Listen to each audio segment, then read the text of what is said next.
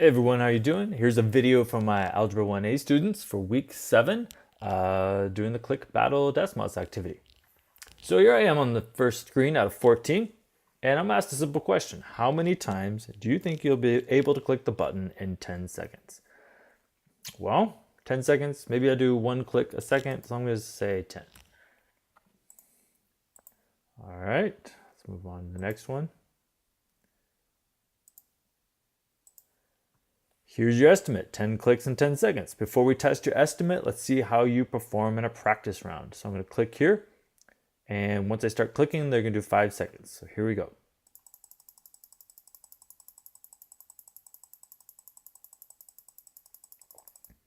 All right, well, looks like I did 33 clicks in 5 seconds.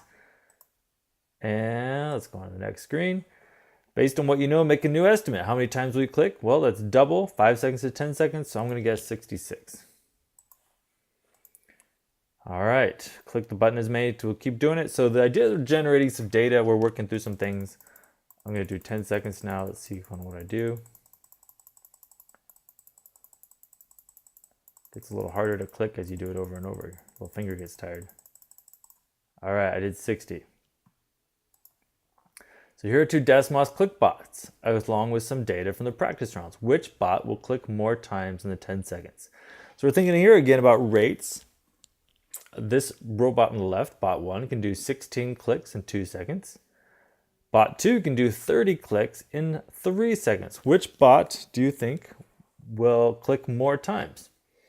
Well, if I go into the rates, 16 per 2 second is 8 clicks per second, where this one is 10 clicks per second. So clearly the blue bot is a little bit faster if I get them both down to their unit rate. So the unit rates are 8 clicks per second for bot 1, but 10 clicks per second for bot 2. So that's why I know bot 2 is going to click more times. Let's go share that. Here's more data. 36 in 5 seconds, that's a little over 7. 26 in 3 seconds, that's a little under 9.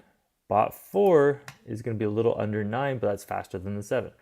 So you're going to go through this, you're going to think about rates, you're going to think about how much change is happening and comparing growth rates. This is going to be not only helpful for week 7 as you're dealing with ratio, rate, and proportion problems, but it's really going to set us up for getting into linear equations and constant rates of change and thinking about growth rates. So work through this. Hopefully you have a fun time battling out with some of these robots. Let me know if you have any questions.